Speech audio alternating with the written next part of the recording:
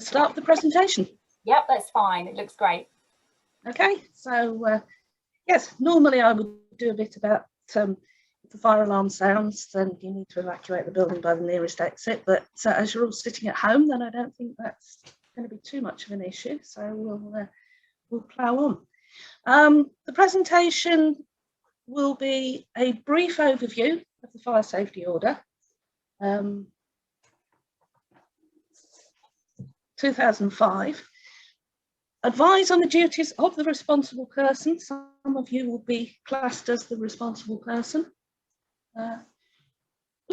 Looking at completing a fire risk assessment in a very brief overview way, because we haven't got a huge amount of time and it's a fairly big topic. We're also going to look at opening up after lockdown, because I'm conscious of the fact that a lot of these buildings have been closed for 12 months. And there are things that you need to consider and think about before you start to let people hire them again. So, and then we'll look at some important fire safety features that your premises may have. So, scope of the fire safety order. Oh, it's been around for a while now. It came into effect on the 1st of October 2006. So it's 15 years ago, if my maths is anything to go by. It's enforced generally by the local fire authority. So for us, it's Cambridgeshire and Peterborough Fire Authority. It applies to virtually all premises in England and Wales, except for private homes. So by default, community managed premises come under the scope of the order.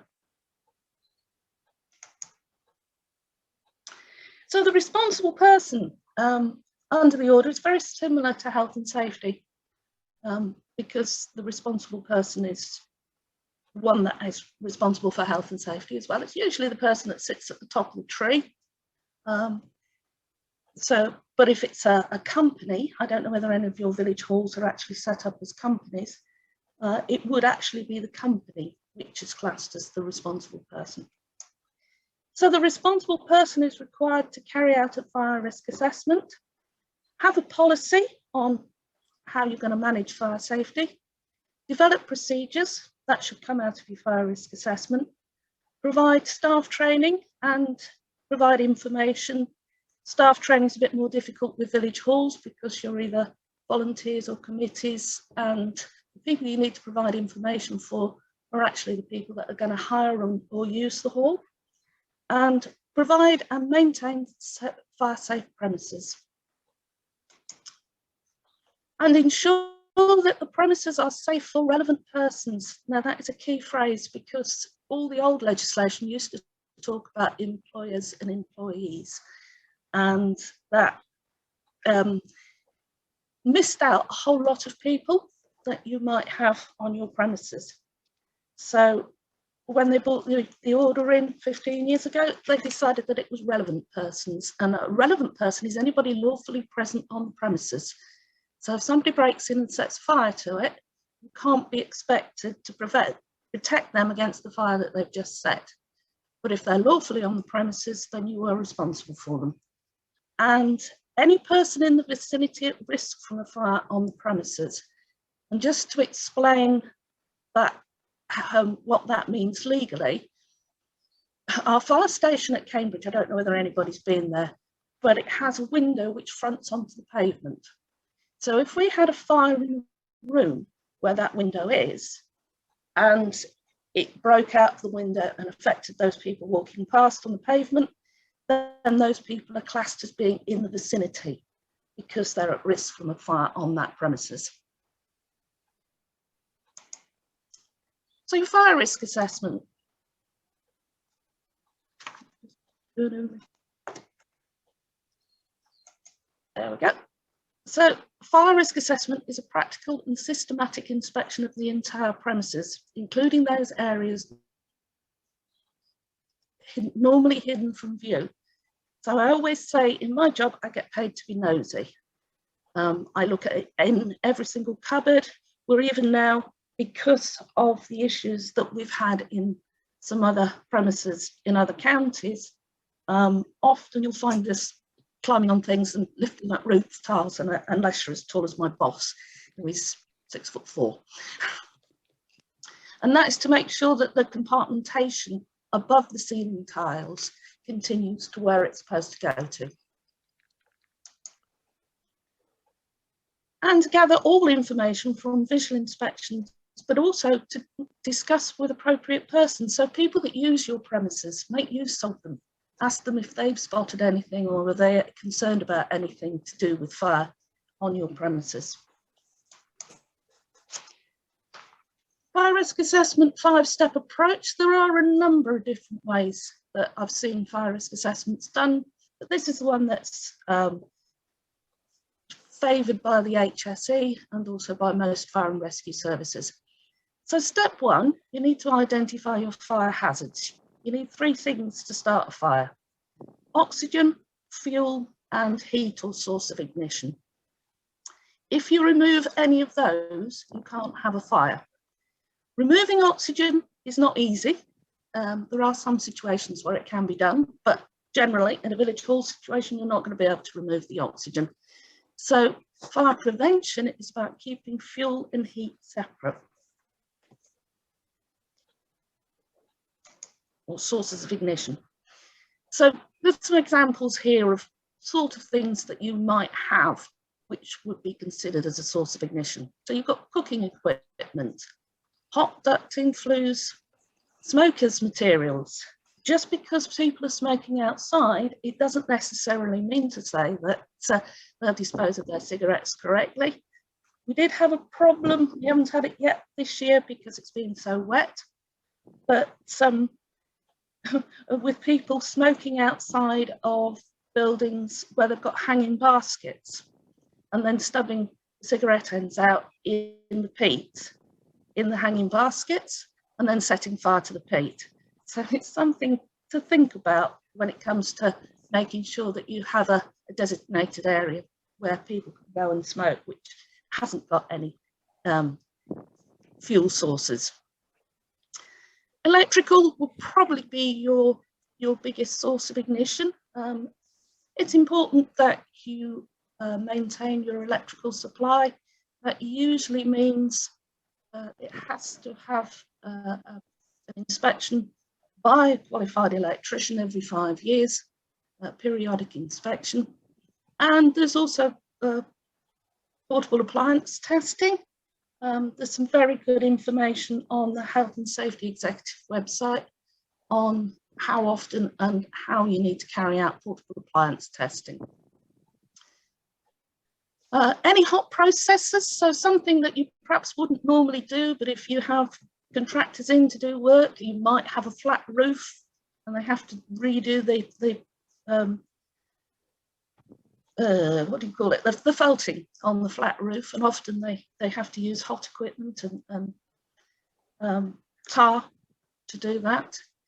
Faulty or misused electrical equipment, so in a village hall situation, be careful if you're allowing people to bring in their own electrical equipment. Light fittings and lighting equipment, so those that get hot could be a problem. Hot surfaces and obstruction of equipment ventilation. So laptops, computers, things that can get very warm sometimes. It's important to make sure they have a good circulation of air around them. Naked flames, so candles, for example, or gas or liquid fuel open flame equipment. Flares, fireworks and pyrotechnics, I think that goes without saying. And the last one is arson. When we look at fire safety, we always assume that the fire is going to start in one place only. Whereas with arson, it can often start in multiple places, which is usually how a fire investigator will actually be able to identify that arson is the cause. So the next step of your fire risk assessment is to identify relevant people. So you need to consider all people, but particularly those with special needs, disabled adults, children, very small children, depending on, I know some village halls are used for playgroups and childcare. Step 3 is you look at what you've got, you evaluate. If you can remove the hazard completely, then remove it, because that's by far the best way. So if you've got a cooker in the kitchen and you don't use it, then probably the best thing to do is either remove it or just disable it so it can't be used. If you still need to use it, then reduce the risk associated with it. Make sure you keep combustibles away from what is a heat source. And finally, you need to protect those people in the building from fire should it start. So consider building construction, structural features, the layout of the building, and any processes that go on. Step 4, record. Plan, inform, instruct and train. And really that's about, first of all, recording your fire risk assessment, making a plan of evacuation, which can sometimes be very simple, but that should come from your fire risk assessment. Make sure the people that need to know what to do, and that's part of the instruct and train. Step 5, review, but when? It's a question we get asked often. And the legislation says regularly, which isn't really very helpful. But generally speaking, I'd say it's good to review your fire risk assessment on an annual basis. You certainly would need to review it if you have a fire and if there's any significant changes to the workplace or building. And that really reflects from COVID-19, because there would have been changes, or you'll have to implement changes because of the restrictions of COVID-19. You must have a written fire risk assessment if there are 5 or more employees. And employees, when it comes to committees and charities, they are considered in law as employees. So if there's 5 or more of you, you need to write it down. You need to do one anyway. And if you don't write it down, it's difficult to communicate it to everybody else. But to bring it in line with the Health and Safety at Work Act, they've put in that it's 5 or more people, or 5 or more employees. All your premises is licensed. A lot of your village halls will be licensed for one thing or another. It's any license. It doesn't necessarily need to be alcohol. It can be late night music. It can be, there's all sorts of things now that come under the Licensing Act. The fire safety order requires the preparation of a suitable and sufficient assessment. So sometimes if it's only a small building, it won't be very long. It won't be very big. It doesn't need to be. As long as you can get the information out of it that you need when you finally come to write your emergency plan. Excuse me.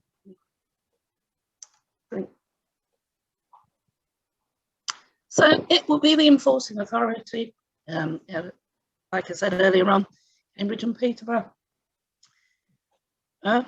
who will decide if the requirements been met. So that's your fire risk assessment. As I say, it's a brief whistle stop tour. I'm not sure whether any of you have attended one of the live sessions, or not live, but in-person sessions I've done on these before.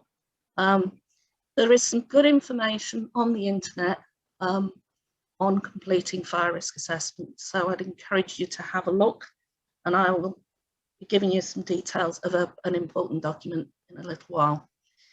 So first of all, we're going to look at opening up after lockdown, because as I said in the previous slide, COVID-19 will make changes to your premises to start off with, probably until we get to June. So if you are going to be having people on your premises, you will need to consider certain things. First of all, review your fire risk assessment. Is probably something that you're all considering anyway. Number 2, test your fire alarm and emergency lighting, because it might not have been done during lockdown. I know there've been quite a lot of buildings that, because they've been closed down, and this has been the same advice that we've given to workplaces when they started opening up again, because there was nobody there to carry out the maintenance, then in a lot of cases it hadn't been done. And the next one is ensure that fire alarms, emergency lighting and extinguishers have been serviced. We'll come on to the maintenance of those equipment a little bit later on. But again, because everything's been so different over the last 12 months, the company that would normally routinely ring you up and say, oh, we're coming out to service your fire extinguishers or your fire alarm, they might not have been able to do that. Walk your escape routes and ensure they've not become storage areas. Because as you move things around, if you're trying to social distance and you're perhaps moving chairs and tables about, the temptation is to put them in areas that you don't normally use, and sometimes that can be the escape route to a fire exit. Check that all your final exit doors will open. They may have warped or been painted shut. There was one occasion, it wasn't in a village hall, I might add, where the business had been closed for a little while and somebody was bored and they decided to go around painting the outside of the building. When they came to open up the fire exit doors, they'd all been painted shut, so they wouldn't open. Avoid wedging open fire doors. Now I know, let's say, because of COVID, the encouragement has been to try and touch things as little as possible, but a fire door is there for a good reason. And therefore, where possible, you should really avoid wedging them open at any time, to be honest, because they're there to protect people from the fire. And if you're operating a one-way system and you start to let people back into the building, make sure that it's clear to them that all routes are available should the premises need to be evacuated. So they don't need to follow the one-way system. I know it sounds obvious, but people get conditioned and they might think that, oh, well, I can't go that way because the arrow's pointing this way. I know, I've done it. So, yeah, if people need to evacuate the building, they'll all be going in the same direction anyway. So they instruct them they need to use the nearest available exit. Okay, so that's a quick summary of things you need to consider when you open up after lockdown. So I've now got a few pictures which sort of illustrate the things that I've been talking about when it comes to your fire risk assessment. And that's the first one. Oh, a fire door that's wedged open. This, I think, was actually in a school.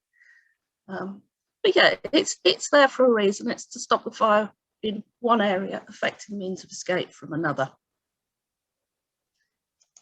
And we spoke about arson, and that is a dream to an arsonist. And it's all very well sort of throwing it all outside and pretending it's not there. But it's really, really important that you keep waste and rubbish down to the minimum and well away from the building. Storage areas for chairs and things. That is an exit door in front of those chairs, and it severely restricted the actual flow of people through that area, which meant it would have slowed down the evacuation and made it very difficult for people to get out of the building.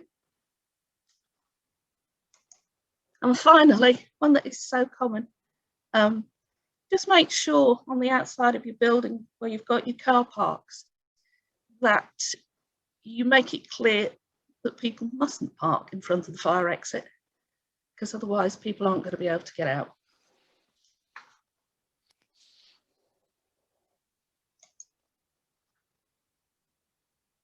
Right, I said there's a very important document which is really useful. It's produced by the government. They produced 12 guidance documents when they brought out the fire safety order, plus a supplementary guide for disabled people. The one that is appropriate to village halls is the small to medium sized places of assembly. And it looks like that. They are free to download from the government website, and it's if you put in a search DCLG fire safety guides, it will usually bring up these ones that you need. You can buy them if you'd rather purchase a hard copy. I think the last time I looked, they were £12 each. They are about 160 pages long, but they will pretty much answer most of the questions that you could have when you're looking at your fire risk assessment. So part 1 actually deals with fire risk assessment process. And part 2 gives further guidance on fire risk assessment and fire precautions. So it goes into detail about some of the equipment that you may have, you may need, and I'll touch on that a bit later on this morning.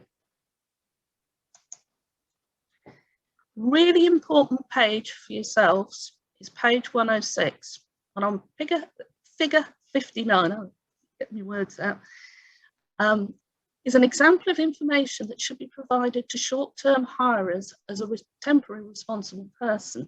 So if you hire out your hall and you don't have somebody there, i.e. so you have somebody with a key that opens up and then they go away, then the person who is running the event actually becomes a temporary responsible person. So it's important that they understand that they take on that role. And that should all be part of your hirer's contract. The guides are a benchmark document when the fire service inspect premises. So we basically rely on these guides. If it says in there, this is what you need to do, most of the time we'll say, yes, you need to follow the guide. There are some occasions when it comes to heritage buildings where it's not always easy to follow the guide, but generally speaking, the guides will fit most situations. So, now as I'm dying of thirst, and it probably seems like a good time, Lisa, to have a quick comfort break. I've rattled through those a little bit. I don't know whether you've got any questions in at all, Lisa, or whether yeah, did you want to just, because we're quite a way ahead of time, did you want to take any questions now on that section? I can do if you like, because then while it's still fresh in people's mind. Absolutely. I know one question's been asked about, can we have a copy of the presentation?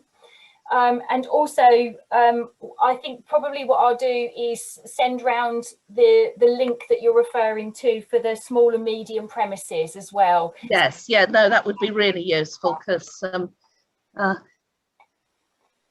you could also, if you go on the Cambridgeshire Fire and Rescue Service, so that's camsfire.gov.uk, if you go on our website, there is also a link to those documents. You have to go into the business safety section and then click on fire risk assessment and then guidance. So it's an awful lot of clicks, but yes, you can get them from there. Okay, I'll put that, what I'll do is I'll put that link in the chat function in a minute for everybody, so that they can pick that up in the chat function. Yeah. Were there any questions from anybody? I can see Angela's got her hand up already. Hello, Kate. Hi. I run a painting group on a Monday in the village hall, and we had our first one this week. Yeah. We do have a problem because we have a couple of disabled members that come that are quite elderly, etc. We do have to wedge one of the fire doors open, but we do have access easily from the other side fire doors out to the other side of the village hall. I'm presuming that's okay, because as I say, we tend to wedge one of them open when everybody's in the hall, mainly for the ventilation bit at the moment. So I'm assuming that's okay. My advice to you is, okay, if you've got a situation where you feel that you've got to wedge it open. I mean, what I have seen in the past is I've walked into a building which has been pretty much empty and all the doors are wedged open. Now, from a protection point of view, that's not a problem because there's no people in the building. But you're also, when you're doing your fire risk assessment, you're going to consider property protection as well. When I say wedged open, we have a door stop. So it does, when the fire alarm goes off, they shut. Oh, that's fine. Oh, okay. I suddenly thought Yeah, no, about it. you can get some, yeah, you've probably got a door guard, I should think. Yes, we have, yeah. Yeah, so, and that reacts to sound. So once the fire alarm, also it reacts to the Hoover as well. Oh, right. All right. And the radio. It's any sound, but yes, that is absolutely fine. Right. Yeah, that's a recognised method of, by wedge, You're thinking of a wedge, yes. That I showed. That door isn't going to close unless you move the bit of rubber. Okay. Thank you. Joe has got a question. Yeah, it's linked to that. So we have a parish council meeting next week in the main hall, which will be quite large, a lot of members of the public attending. And the hall doesn't have windows that open. So ideally, currently, with the restrictions, should have air flowing through, which therefore means fire doors. Mm. What would you suggest? The best way really is to manage that would be if you have to wedge them open with what I call a temporary wedge, rather than one that's linked to your fire alarm system, then have one of your committee members who sits closest to the door be prepared to actually remove the wedge do you have automatic detection? Yes. Yeah.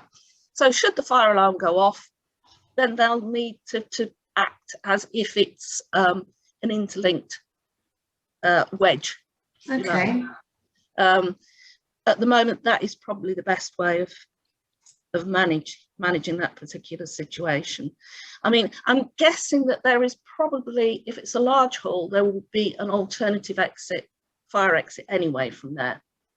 Yeah, there's two main exits, but ideally maybe both should be open to let the air blow through. The final exit door, it's not a problem. It's internal doors that I'm talking about, not wedging open. So if it's the door to outside, wedge it open to your heart's content, because I don't have a problem with that. It's internal doors. But they'd need to be open as well in order to let the air from the external door through. So if the fire alarm goes off, just make sure that there's somebody there who will remove that wedge. So if the fire's in another part of the building, giving everybody in that room enough time to get through the other exit and make their escape. Brilliant, thank you. Okay. I will do that. Yeah, thank you. Okay, have we got any other questions from anybody? I can't see any more hands going up. Okay. And there's nothing in the chat. So shall we say come back in sort of about 10 minutes at about 10 to 11, Kate? Would you be? Yeah, no, that's absolutely fine. Yeah, they're on 10 to, Kate. I think everybody, some people have got their cameras turned off, so I can only assume that they're there. But I think everybody's back. Right, okay, well, in that case, I'll carry on. The next slide I brought up is what fire safety measures do we need in the following premises? Now, this was a little exercise that I drew up because I'm conscious of the fact that often, and it was the case at Cheveley, Phil won't mind me saying, is you get offered a building that's being used for something else, and of course then you're going to have to make significant changes to it for your own uses. So, but also it gives me a chance to go through some of the fire safety equipment that you potentially might need. So the example is, it's an old barn to be converted for community use. It's ground first floor. There is a staircase in back corner up to the first floor, and the first floor is split into two. So you've got two rooms on the first floor and one big room on the ground floor. First of all, change of use will be required for this building. So if you get offered a building for community use and you're going to make use of it, consider that you might need change of use permission from both the local planning and the local authority building control body.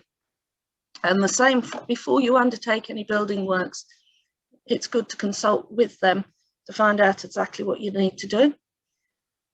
Building control have a legal duty to consult the fire service regarding any changes to a building where the fire safety order applies. So if you are doing some building works and it goes via building control, then the fire service will automatically get a chance to make comments on the plans anyway. So you won't need to come to the fire service separately. The reason for that is then you're getting the information from one place and you're not asking the fire service and then asking building control, and we're both saying something completely different. So the first thing we need to do is establish the number and location of people and the exit capacity. So if I go back to the where only one escape route is provided, then 18 metres maximum travel is normally what you'd expect in a normal risk area. So you shouldn't have to travel more than 18 metres to get to a place of what we call relative safety. And I'll explain a little bit more about that. Relative safety is somewhere where you are protected from the fire. So it can be outside, can be the final exit, but it can also be a protected staircase or a protected compartment. Where there's more than one escape route, you can have a maximum of 45 metres. So you can see that increases dramatically. And the reason for that is because if ideally you want to be able to turn your back on the fire and walk in the opposite direction.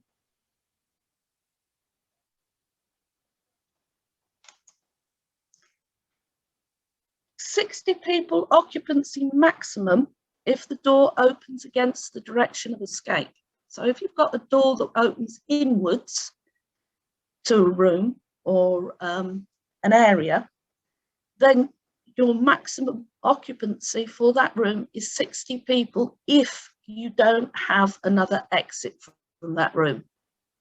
The reason being is because if people are trying to escape, if you've got more than 60 people trying to get through a door that opens inwards, you've got to get everybody to move backwards to get the door open.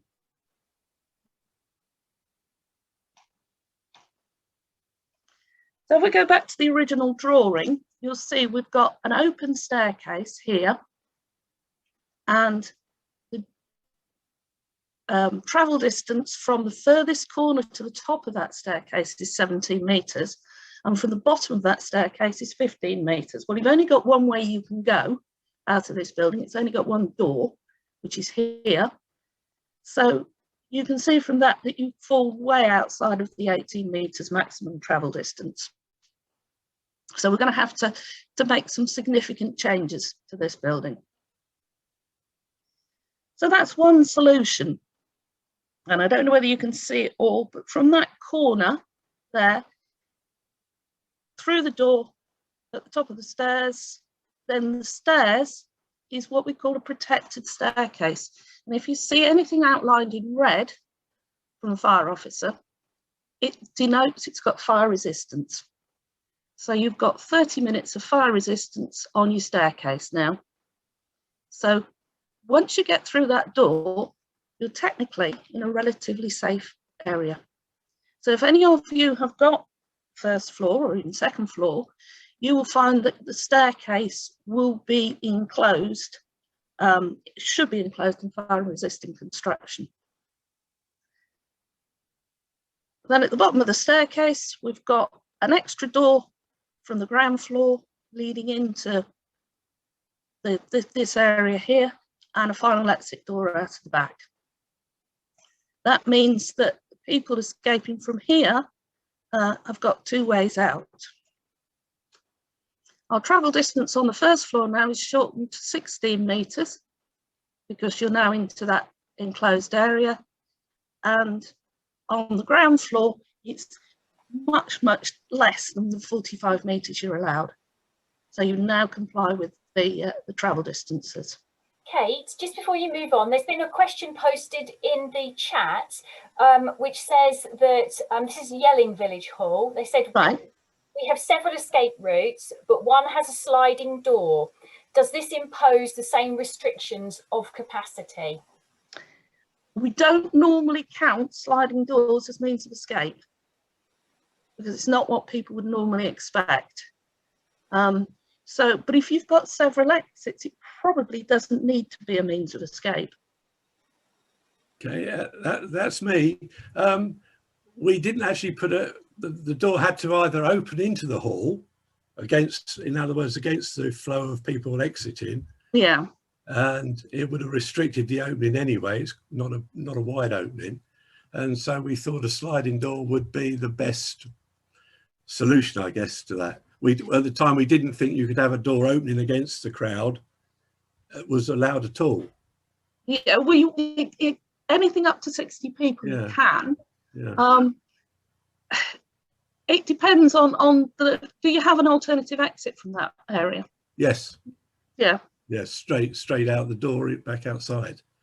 And do you know what your capacity is for that particular area? It's right now it's 25, but normally it's 50 seated. But it could be, I think our total capacity is 70, but we rarely get anything like that. Yeah, so really, I mean, you'd be best to just direct people to go through the other exit. Yes. So not rather than use the sliding door as an extreme emergency. It is available there for you, but you try and encourage people to go out of the other door. So should we just take away the fire exit signs from that door? Well, either that or just make it really clear on the door and also to anybody who is using that room that it slides, not that it opens inwards or outwards, because most doors say push or pull on them. That's right. Okay, so, thanks. Thank you very much. Okay. Yeah. It's like I said earlier on, most of the situations you have, you'll be able to find the answer in the guides, but there's the odd situation where there are slight differences with the buildings where you have to look at it from a slightly different angle.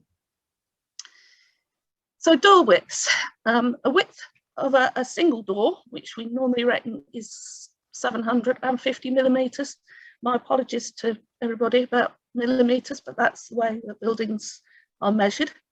Can accommodate up to 100 people in normal risk premises, which is why I asked whether you've got another exit from that area, because if you've got another exit, it'll be at least a single door, or should be. You'd be able to get all the people out of there that would potentially be in that area anyway.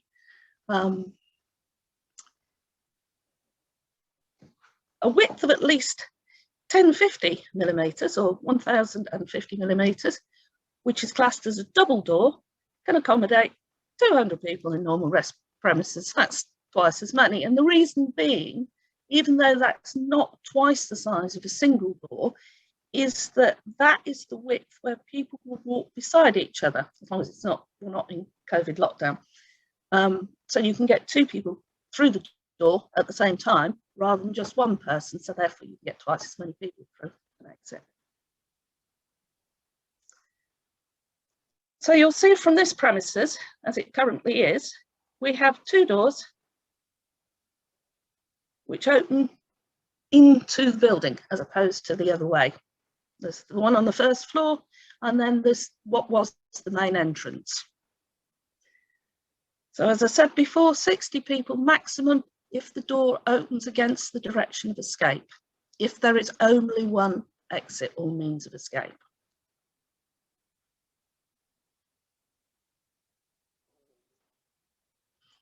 So if we look at capacity here, the first floor is always going to be a maximum of 60 people because you've only got one means of escape, you've only got one way out. Whereas the ground floor, now we've got two ways out.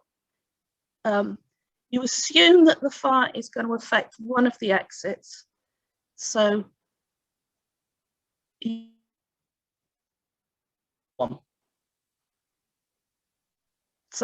capacity of this building is probably going to be about 160, which I'm guessing they'd never actually have that many, but you never know. When we talk about temporary seating, this is one I always get asked lots of questions about. Let me just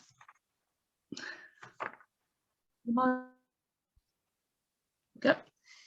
So if temporary seating is provided, oh, my internet connection is unstable. Can you all still hear me? Yeah? Yeah, we can hear you okay. You broke up a couple of times over the last slide, but we can hear you at the moment. It's the fabulous BT connection. So if temporary seating is provided, these should be secured in lengths of not fewer than 4 seats and not more than 12. That's when we're allowed to sit next door to each other, that is.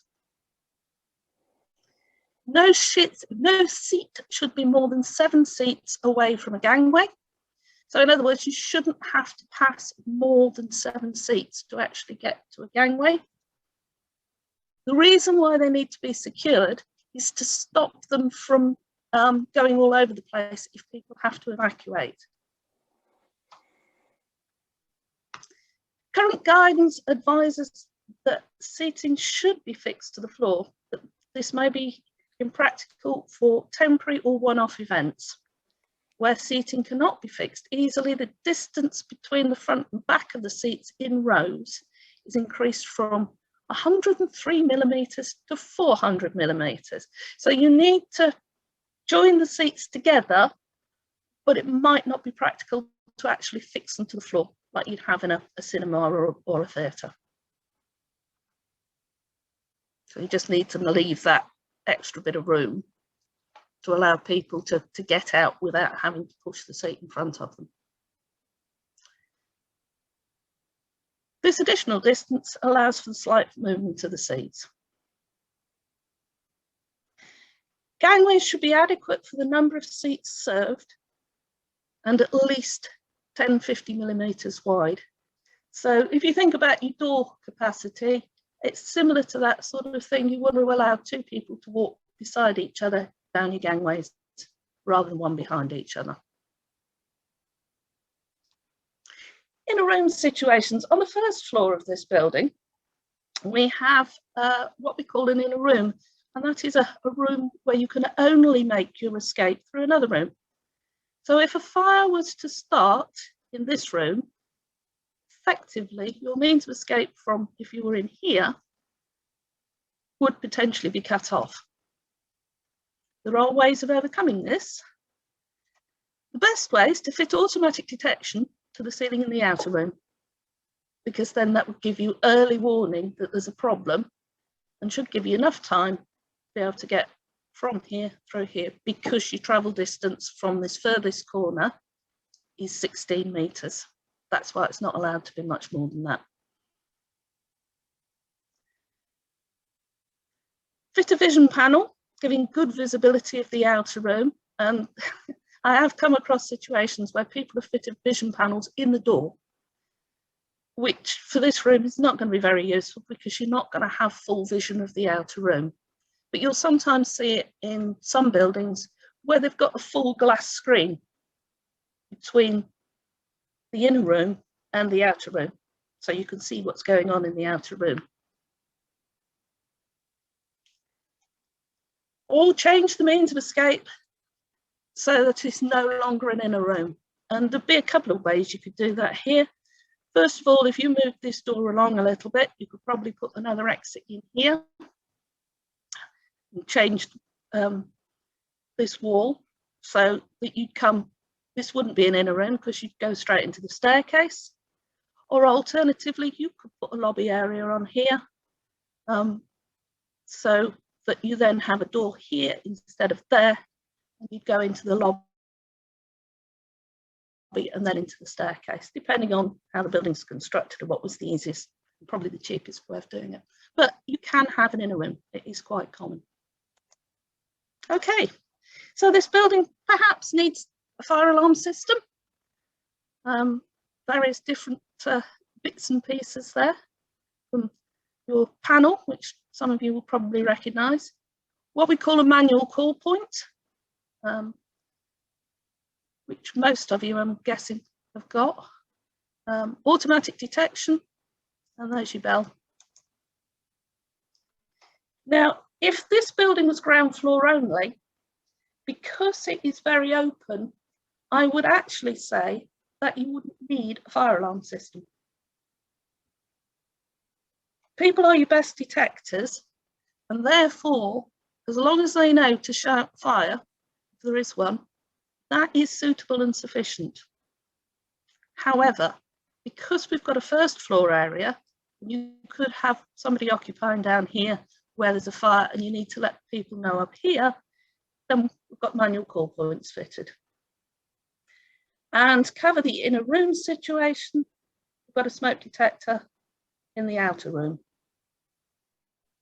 So sometimes you just build, your fire alarm system will be built on depending on what the features are of your building, but don't make the mistake that every building has to have automatic detection, because it doesn't. So fire alarm system maintenance.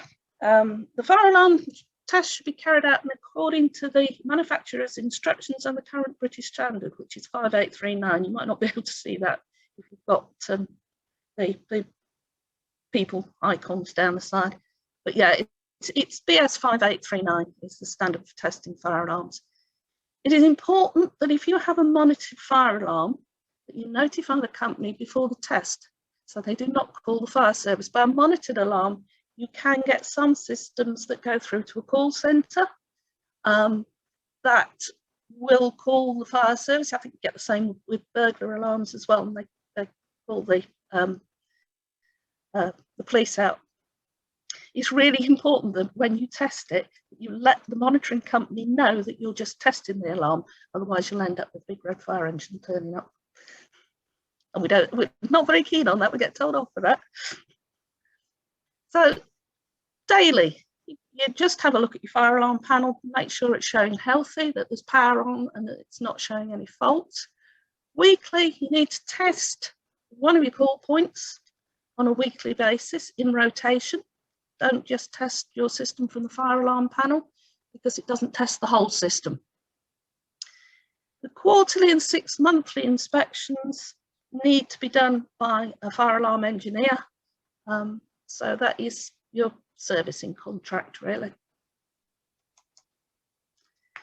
We are unable to recommend any individual business for the servicing of fire alarms, emergency lighting, extinguishers and portable appliance testing.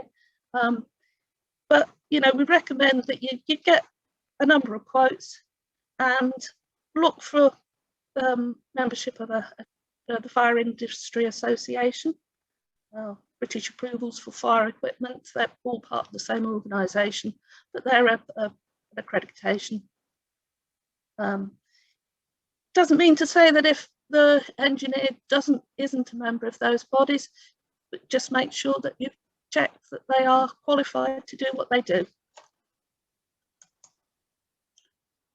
Fire extinguishers, portable fire extinguishers. Often people end up with far too many extinguishers. So as a rule of thumb, you need one water-based extinguisher for approximately 200 square metres with a minimum of 2 per floor. So actually ends up not that many. Depending on what you're doing and what type of fire you might get. So if you have a kitchen, then if you've got cooking facilities, then a fire blanket is probably very appropriate. CO2, if you've got a lot of electrical equipment, if you have discos, and the chances are that it could be an electrical fire where you can't use water. So there's some good information in those in that small to medium sized places of assembly risk assessment guide on different fire extinguishers for different types of risk. So portable fire extinguishers, they need to be tested and serviced. Monthly is just a visual inspection, just to make sure they haven't been moved, that the water and the foam ones, the pressure gauge, which is, if I go back to the previous slide, you just about see it on there, that bit there is the pressure gauge, and it will tell you that it's holding pressure Otherwise, when you squeeze the trigger, nothing's going to happen. Annually, they need to be serviced by a qualified fire extinguisher engineer. It's a good idea to record all your tests and maintenance, so that if you are subjected to a fire safety inspection, it's not very often we come inspect village halls unless we're asked to, but you can then demonstrate that that's what you've been doing. So the next thing is emergency lighting. I would hazard a guess that all the buildings that people are representing here have some form of emergency lighting. I would certainly expect so. So their purpose is to illuminate escape routes and other safety equipment. Some of them will be on all the time, like that one. We call that maintained. It's very confusing terminology. And some will only come on if you have power failure, like that one. And they're non-maintained. They all need maintenance, but it's just a different terminology that's used. Don't ask me why. So back to our old barn that we are converting. This is a suggestion of where you'd need emergency lighting. So you'd have escape route signs with the emergency lighting. Lighting in the staircase, so you can see your way safely down the staircase if there's power failure. Emergency lighting on the external areas of the building. I had a question about that one the other day. Once you get out of the building, if it's dark, you need to be able to see where you need to go without tripping over things. So you need to have some sort of lighting, unless you have good street lighting near you and you've got borrowed lighting. But in some areas, they're starting to switch street lighting off anyway after a certain time. So, and in your large open plan area, then probably a spot light is better than the emergency lighting hanging from the ceiling, because they give better visibility. Testing of emergency lighting. Daily, you need a visual inspection. So again, like your fire alarm system, you just make sure that in the case of emergency lights, that the little LED, the older lights, it's usually a red one, whereas newer lights, it tends to be green, that you can see that that's illuminated. It doesn't tell you that the emergency light will work, but it does tell you that it's getting electricity from your power supply, which is charging the battery. Monthly, you should carry out a function test, so that is literally just switching the emergency lighting on. If it's been recently installed, you should have a test switch and a test key. If not, it's sometimes a case of just powering down the fuse board and just making sure all the lighting comes on. And annually, it needs service by a competent person. Again, record everything in your logbook so that you can demonstrate that it's being done. The annual test by a competent person, they will actually power the lights down for however long they're supposed to last. Sometimes it's an hour, sometimes it's 3 hours. This should be done at a time when you're not likely to need the emergency lighting if you did have power failure, because you've got to give them time to charge up again. So the recommendation is that you have a servicing contract with a competent engineer and who will test your emergency lighting system in accordance with British Standard 5266. Signs and notices. A simple premises, a few signs will indicate alternative exits. So we've already seen in our premises where we're going to put the escape route signs, which is that one there. But you will also need fire action notices, because people won't really think about what to do in an emergency until the fire alarm sounds. And directional arrows to show people if you've got complicated escape routes. Really good to put these on the outside of your fire doors, your fire exit doors, your final doors, because they are inclined to get blocked, particularly if they're not in regular use. Assembly point signs, if you've got an area that you can use as an assembly point, yes, you can, you know, it's a good thing to fit an assembly point sign, but sometimes your assembly point will perhaps be the bus stop on the main road, in which case it's not always possible to put up an assembly point sign. But as long as your fire action notice tells you where you need to go, then that's suitable. And then of course this one, that's a fire door keeps shut, and that is your internal doors, not your final exit doors. So there we go. Well, sorry, I haven't put the directional arrows on this one because it was on the previous slide, but your fire action notices will be on all your escape routes, so by both your escape doors and from the top of your stairs.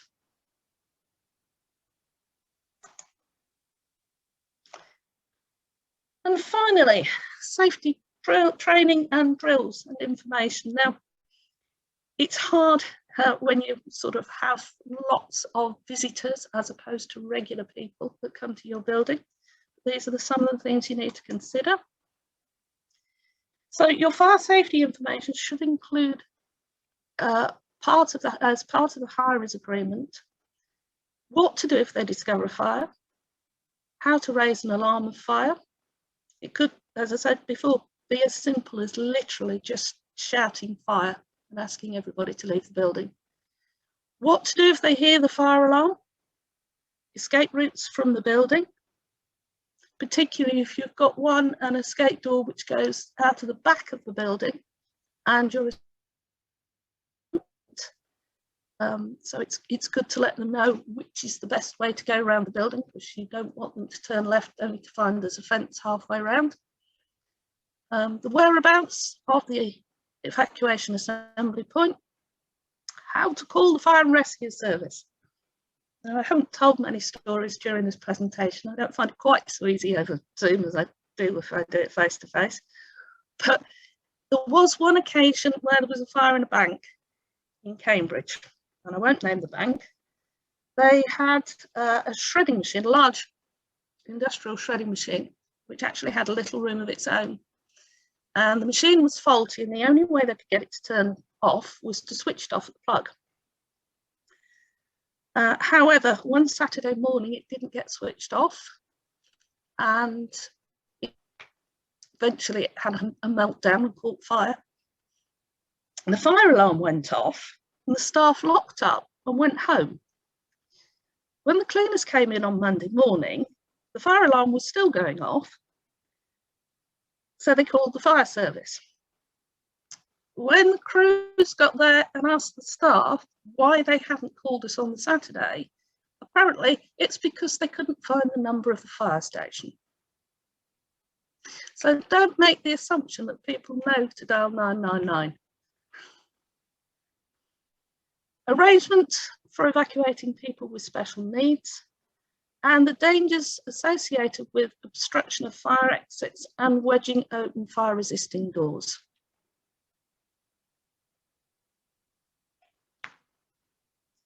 It is a good idea for committee members to practice fire safety procedures. So once you've decided what your evacuation procedures are going to be, then get your committee to see if they actually work,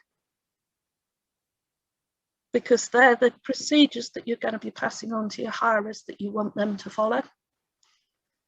And a minimum of 1 safety drill per year is recommended. It's almost like your fire risk assessment. How often do you have to do it? Well, it's a good idea to carry out a refresher. Okay, so that's the end of the main part of the presentation. I've got a few slides, we've got time for them, of what happens when things go wrong. That's a set of full fire resisting double doors at the bottom of the staircase. It's in a school. And you'll see that something's gone on. They're a bit black on the other side. Now I've got a photograph of the other side of that staircase. And this just goes to demonstrate how good fire doors are when they're in the right place, because this area is pretty much unaffected. That's what it looks like from the other side. So you can see that the fire was quite intense, so intense that it brought down a lot of the electrical cabling. Completely blackened the door. That's where it started. It was actually an arson attack in a school. They normally start in the cloakroom.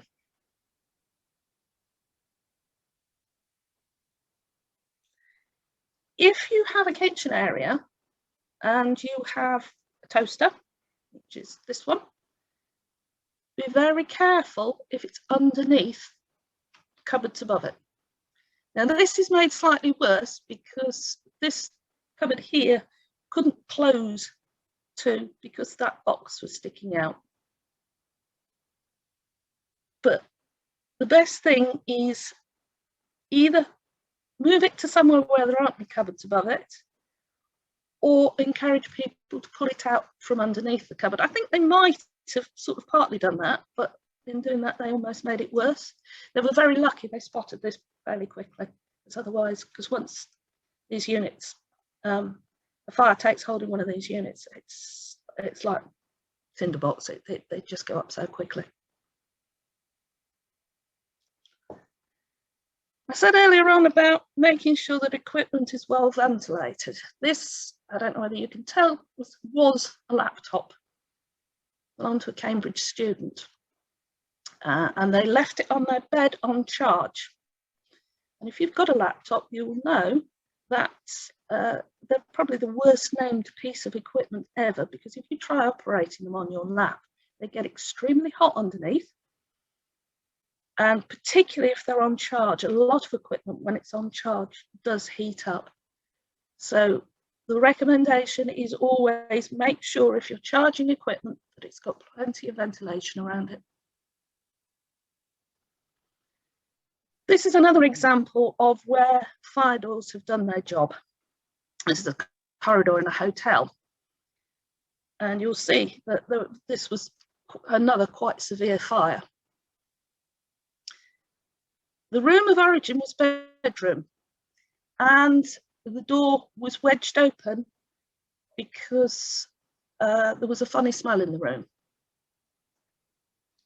That was what was left of the fire door after the fire, because it had been wedged open. It had a towel jammed underneath it. And you'll see from the devastation on the other side. Okay, that was a pretty big fire. The way the corridor was set up was that the doors to the bedroom on the opposite side of the corridor were literally opposite each other. So the last slide is a picture of the bedroom opposite to where the fire started. And because this door was closed, and you'll see the cold smoke seal and intumescence, the bed sheets are still white. So it just goes to show what a really good job a fire door will do if it's in the right place. And that's me. Kate, that's brilliant. Thank you. Did you want to close the sharing and then we'll all be back on one screen together for the questions? Thank you. I can remember how to stop sharing. Yay! Right. Fab. So now, thank you very much, Kate. That was really informative and really useful as ever. That was great. And even though I've seen your presentation quite a few times now, it's a really good reminder, because we didn't do this session last year, and there's things I've forgotten, even though we've been through it several times. So I've found it really useful today. Are there any questions from anybody at all? John P. I often get asked about appliance testing, PAT testing, and how often it should be done or needs to be done or is required to be done. Can you just give us an insight into what the regime is for PAT testing? Yeah, I mean, portable appliance testing it comes under the Electricity at Work regulations. So technically speaking, it's HSE's baby, if you like. They produce some very, very good information on the recommendations, and they're only recommendations. There's no hard and fast rule about how often you have to do it. But there are some things, for example, mobile phone chargers, that they say you don't need to do at all because they're so low voltage. So my advice would be, go on, here's another website for you, Lisa. Okay. Go on the HSE website and look up electrical equipment. And it should, the guidance documents are free. And it tells you in those documents, I haven't looked at them for a while, but it gives you a table of what they recommend. There are some things they recommend that you do annually. There are some things they recommend you do every 3 years, and there are some things that they say that you probably don't need to do. They talk about carrying out visual inspections and just generally encouraging people to be observant about if something looks like it's charring or there's a smell coming from it, or the plug's loose or only works intermittently, then you've probably got a problem. Thank you. Oh.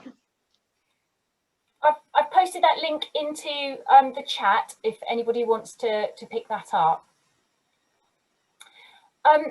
We've got Sue Davies has raised a hand. Hi there.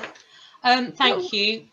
I just wondered how I would go about arranging for somebody to attend the centre to carry out a fire risk assessment. This is one we get asked a lot. Now then, there are two pieces of legislation that I have to work to. One is the Fire Safety Order, which is what I've been going through today. The other one is the Fire and Rescue Services Act. Now, the Fire and Rescue Services Act says that the fire service must provide advice and guidance, which is one of the reasons I do this presentation, if asked to, without charge. So therefore, I can't actually do your fire risk assessment, but I can do an inspection, which is what I did for Jeevely Village Hall. Right. I came and did an inspection and gave Philip and the team there some recommendations. And yeah, I can arrange for either myself or one of my colleagues to come and see you. I'd love that. Yes, please. Can you leave your contact details with Lisa? Yes. Well, Lisa's got my contact details, so if you want to send that, that, I can pass that on, Sue. Super. Thank you so much.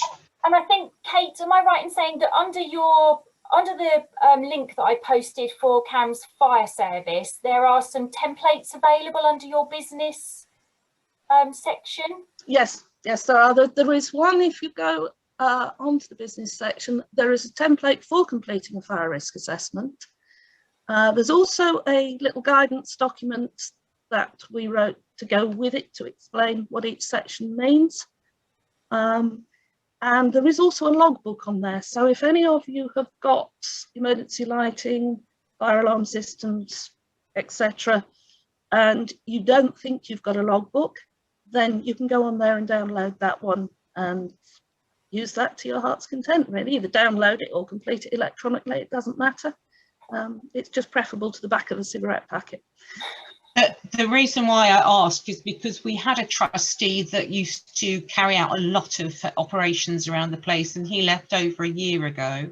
And the trustee that took over operations for a while retired at the beginning of this year due to ill health. So everything's landed in my lap. And so there's, I mean everything. So you feel a bit like a fish out of water then at the moment. Yes, there's been tears. Yeah. So yeah, no, I just want to feel reassured that everything's in place. So thank you. No, that's fine. If as I said, if the invite is there for anybody, there's only a limited amount of us, and so it might take us a little while to get round to you. But the one thing I'd say at the moment is that we have to complete a COVID risk analysis before we come out to a building. Right, okay.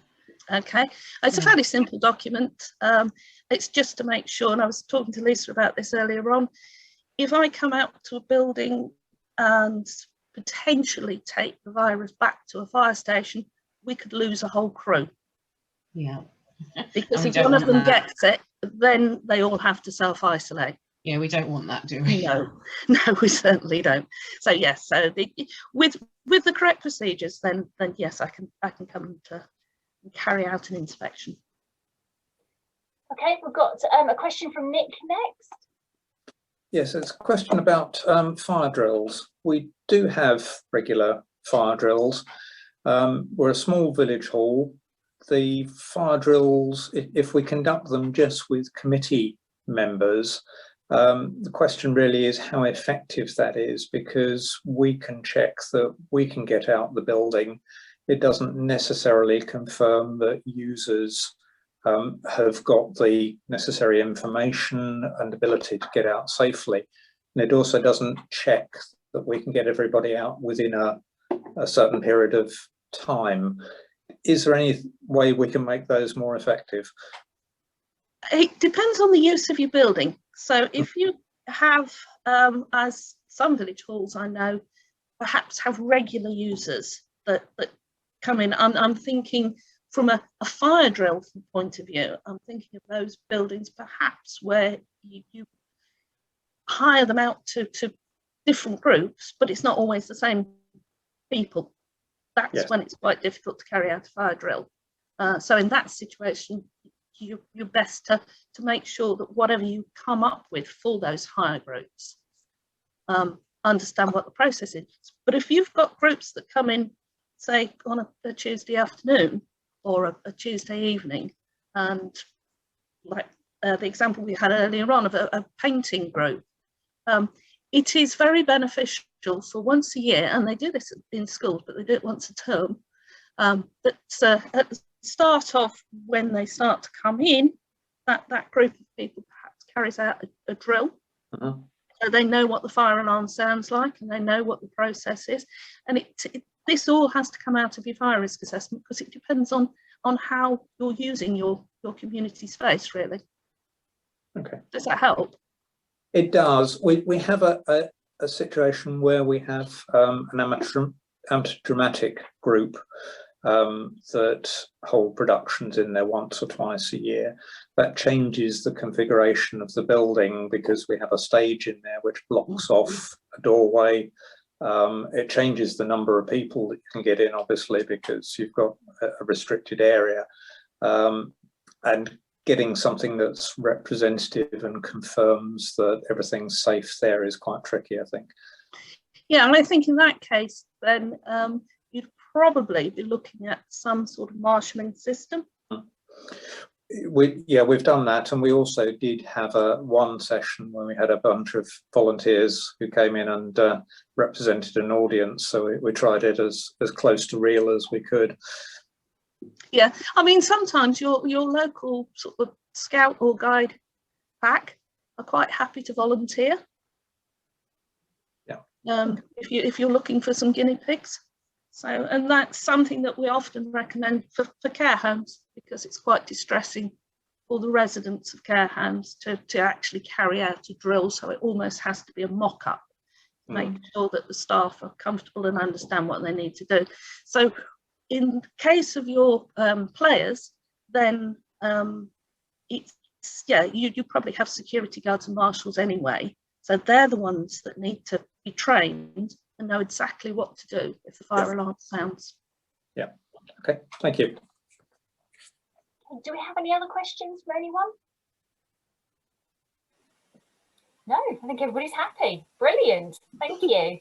Well, can I say thank you very much to Kate for such an informative session this morning. So really appreciate that. Thank you, Kate.